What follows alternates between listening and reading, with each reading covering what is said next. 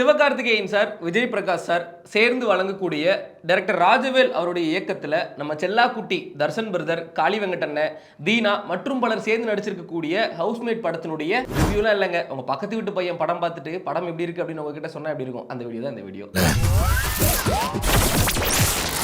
ஜெயச்சந்திரனின் அடடா audio offer 5 முதல் 70% வரை டிஸ்கவுண்ட். சம்மர் ஹாலிடேஸ் வந்தாச்சு, நம்ம ஜிடி ஹாலிடேஸும் வந்தாச்சு.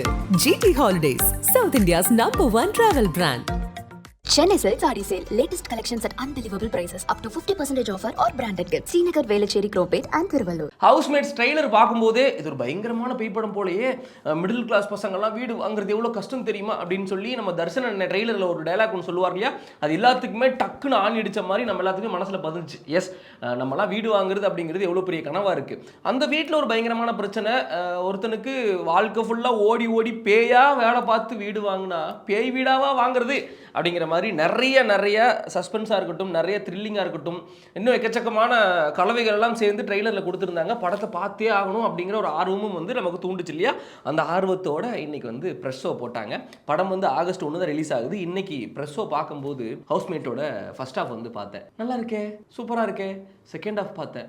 இது வரைக்கும் இந்தியன் சினிமாவில் இப்படி ஒரு கான்செப்டில் எந்த ஒரு படமும் வந்ததில்லை. எஸ், ஏன்னா நம்ம நிறைய ரிவ்யூ பண்ணியிருக்கோம் இல்லையா. இது லவ் ஸ்டோரி தாங்க, வழக்கமான லவ் ஸ்டோரி தான். இது வழக்கமான கேங்ஸ்டர் ஸ்டோரி தான். இது வழக்கமான ஒரு த்ரில்லர் ஸ்டோரி தான். இது வழக்கமான ஒரு பேய் கதை தான் அப்படிங்கிற மாதிரி நம்ம நிறைய படங்கள் பார்த்துருக்கோம். ஸ்க்ரீன் பிளேவாக நிறைய சேஞ்ச் பண்ணியிருப்பாங்க. பட் ஹவுஸ்மேட்டை பொறுத்த வரைக்கும் ஸ்டோரியாகவே ஒரு புது ஸ்டோரி. இது வரைக்கும் யாரும் டச் பண்ணாத, யாரும் எடுக்காத, யாரும் யோசிக்காத ஒரு ஸ்டோரியை ராஜவேல் பிரதர் எடுத்து சூப்பராக ரைட் பண்ணி பக்காவாக ஸ்க்ரீன் பிளே போட்டு, அதுக்கு பக்காவாக டைலாக்கை போட்டு, அதுக்கு பேக்ரவுண்டில் பக்காவாக ராஜேஷ், நம்ம பிரேமம் படத்தோட மியூசிக் டைரக்டர்லாம் இருக்கார் இல்லையா, அவர் பயங்கரமாக மியூசிக் போட்டு சூப்பராக பேக்டாக நம்ம கையில் தூக்கி கொடுத்துட்டாங்க. இந்தாங்க, இதுதான் ஹவுஸ்மேட்டு, குடும்பங்குட்டியோடு போய் சந்தோஷமாக பார்த்துட்டு வாங்க அப்படிங்கிற மாதிரி கொடுத்துட்டாங்க. என்ன பெரிய பெரிய பெரிய ப்ளஸ் அப்படின்னா ஹவுஸ்மேட் படத்தினுடைய கதையும் திரைக்கதையும் தான். ஏன்னா நான் சொன்ன மாதிரி கதை அப்படிங்கிறது கம்ப்ளீட்டாக புதுசான ஒரு எக்ஸ்பீரியன்ஸை நமக்கு கொடுக்கும். ஸ்க்ரீன் பிளேயும் பயங்கர இன்ட்ரெஸ்டிங்காக வாட் நெக்ஸ்ட் அப்படிங்கிற மாதிரி நம்மளை எடுத்துகிட்டு போகுது. பேக்ரவுண்டில் மியூசிக்கும் சரி, தர்ஷன் பிரதர், காளி வெங்கடண்ணன், ஆர்ஷா அவங்க தான் தர்ஷன் பிரதரோட பேரா நடிச்சிருக்காங்க. அவங்க ஒரு மலையாளம் மணிக்குயில், மலையாளம் ஆக்ட்ரஸ் அவங்க. அப்புறம் நம்ம வினோதினி மேம் காளி வெங்கடண்ணனோட ஒரு ஒய்ஃபாக பண்ணியிருக்காங்க. அவங்களுக்கு ஒரு பையனா முகில் அப்படிங்கிற ஒரு கேரக்டரில் ஒரு பையன் அவன் செமையாக நடிச்சிருந்தான். ஸோ இந்த 4 பேர் தான். தீனா பிரதர் ஆரம்பத்தில் வருவாங்க, அப்புறம் லாஸ்ட்டில் கொஞ்சம் வந்துட்டு போயிடுவாங்க. இந்த 4 பேர் இருக்கிறாங்க இல்லையா, இந்த 2 கப்பல் இருக்காங்க இல்லையா, இவங்களை வச்சு தான் படம் முழுக்க ரைட் பண்ணியிருக்கிறாரு. ஒரே ஒரு அப்பார்ட்மெண்ட்டு கொஞ்சம் அங்கங்கன்னு கொஞ்சம் லோக்கல்லே ஷூட் பண்ணியிருக்காங்க. எங்கேயுமே வெளியில் ஃபாரின் சாங்கு அப்படி இப்படின்னு எதுவுமே கிடையாது. சென்னைக்குள்ளே ஒரு 4 சந்துக்குள்ளே முடிச்சிருக்காங்க. அவ்வளோ இன்ட்ரெஸ்டிங்காக இருக்குது. வீட்டுக்குள்ளே அந்த கிளைமாக்ஸ் இது இன்டர்வலுக்கு முன்னாடிலாம் ஒரு பயங்கரமான ஒரு சீன் ஒன்று நடக்கும். இது என்னது, இது பேய் தானா, இது எப்படி கண்டுபிடிக்கிறது, இது எப்படி வந்துச்சு, இது எங்கேருந்து வந்துச்சு, இது பேய் ஸ்டோரியா, இல்லை இது பேய் ஸ்டோரி இல்லையா, இது இந்த மாதிரி ஒரு ஸ்டோரியா அப்படிங்கிற மாதிரி எக்கச்சக்கமாக நம்மளை அப்படி இப்படி அப்படின்னு கொண்டு போயிட்டு இதுதான்டா கதை அப்படிங்கிற மாதிரி ஒன்று ரிவீல் பண்ணாங்க பாருங்க.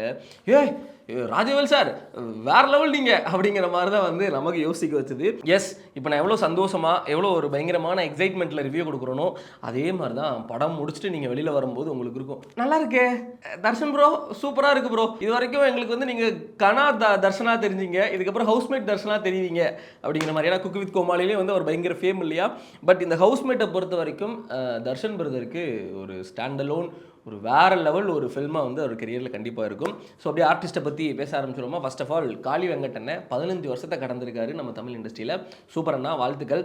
ஹவுஸ்மேட்டை பொறுத்த வரைக்கும் ஆஸ் யூஷுவல் அவருக்கு இதில் ரொம்ப சீரியஸான ஒரு கேரக்டராகவும் இருக்குது, அதே டைமில் கொஞ்சம் சிரிப்பு கலந்த ஒரு கேரக்டரும் இருக்குது. கிளைமேக்ஸ்லலாம் ஒரு பெர்ஃபார்மன்ஸ் ஒன்று பண்ணியிருப்பார்.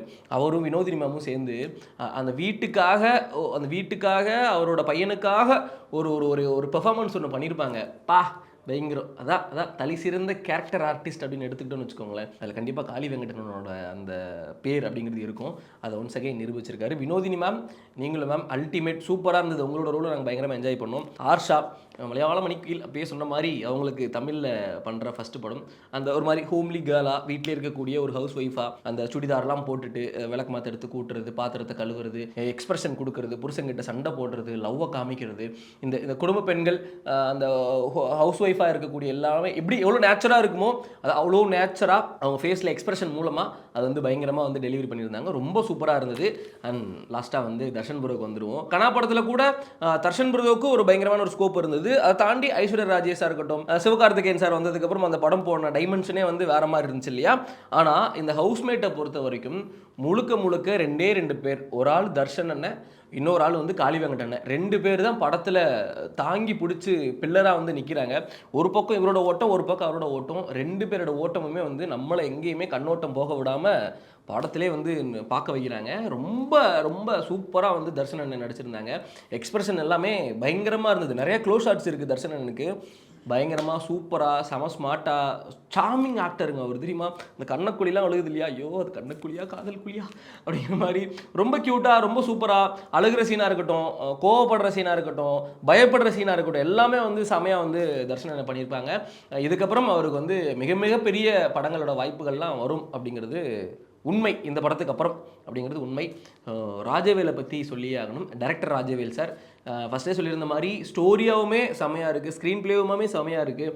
படத்தில் நடிச்சிருக்கக்கூடிய ஆர்டிஸ்ட் கிட்ட அவர் வாங்கியிருக்கக்கூடிய வேலைகள் ரொம்ப சூப்பராக இருக்குது. முக்கியமாக இந்த வீட்டில் பேய் இருக்குது, இந்த பேயை ஓட்டியே ஆகணும் அப்படின்னு சொல்லி நம்ம இவர் இருக்கார் இல்லையா, காளி வெங்கடன் வீட்டில் வந்து சாமி ஃபோட்டோவெல்லாம் வச்சு பூஜை பண்ணுவாங்க. இயேசு, அல்லா, இதெல்லாம் வந்து ஒரு பயங்கரமான சினாரியோ இருக்குது. அதுலலாம் வந்து அந்த குட்டி பையன் இருக்காங்கல்ல, அந்த குட்டி பையனோட எக்ஸ்பிரஷன், அந்த குட்டி பையனோட இன்னசென்ட்டான ஃபேஸை வச்சு நடிக்கக்கூடியது பயங்கரமாக நடிச்சிருந்த அந்த பையன். அது வந்து டேரக்டர் ஃபோர்ஸ் வேலை வாங்கியிருக்கிறாரு அப்படிங்கிறது தெரியுது நமக்கு. சூப்பராக நடிச்சிருந்தான் அந்த குட்டி பையன். ஸோ பெரிய பாராட்டுகள் ராஜவேல் சார்.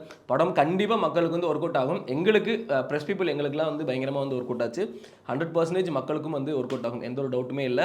ஸோ இந்த படத்தை பற்றி பேசும்போது என்ன சொல்லியிருந்தாங்கன்னா, ஃபர்ஸ்ட் இந்த படத்தை எடுத்து முடிச்சிட்டாங்க. அதுக்கப்புறம் தர்ஷன் ப்ரோவும் சிவானும் கொஞ்சம் க்ளோஸ் இல்லையா, அவங்களுக்கு சிவானனுக்கு படம் போட்டு காமிச்சதுக்கப்புறம் இந்த படத்தை நானே ப்ரெசென்ட் பண்ணுறேன் அப்படின்னு சொல்லி படம் நல்லா இருக்குன்னு சொல்லி சிவானாவா உள்ளே வந்த ஒரு கான்செப்ட் தான் எஸ்கே ப்ரொடக்ஷனில் இந்த படம் ரிலீஸ் ஆகுது அப்படிங்கிறது. ஸோ அந்த அளவுக்கு சிவானனுக்குமே இந்த படத்து மேலே ஒரு நம்பிக்கை இருந்தது.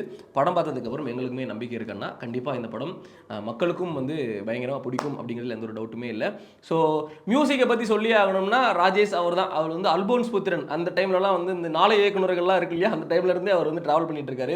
பிரேமம் அழுவாம்பலியிட நேரத்து மலரே நின்னே காணாதிருந்தால், அவர் வந்து இந்த நிவின் பாலி வந்து மலரை பார்த்துட்டு ரிட்டன் வரும்போது ஒரு லவ் ஃபெயிலியர் பிஜிஎம் இருக்குமே அப்படின்னு ஒரு பிஜிஎம் ஒன்று இருக்கும், அது பயங்கரமாக இருக்கும் இல்லையா. அந்த மியூசிக் டைரக்டர் தான் இதுக்கும் வந்து போட்டிருக்காரு.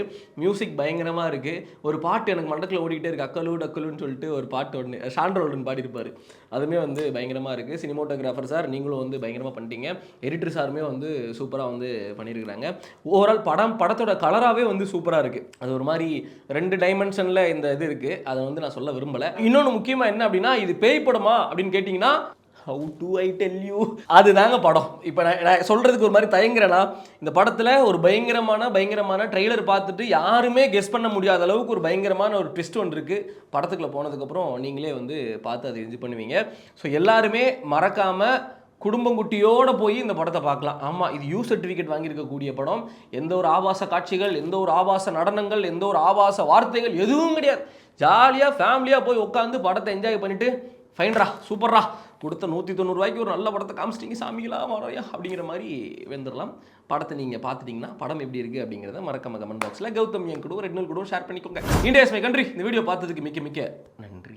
ஜெயச்சந்திரனின் அடடா ஆடியோ ஆஃபர் 5 முதல் 70% வரை டிஸ்கவுண்ட். சம்மர் ஹாலிடேஸ் வந்தாச்சு, நம்ம ஜிடி ஹாலிடேஸும் வந்தாச்சு. GT holidays, South India's #1 travel brand. Chennai Silk Saree Sale. Latest collections at unbelievable prices. Up to 50% offer or branded gifts. Srinagar, Velachery, Cropate and Thiruvallur.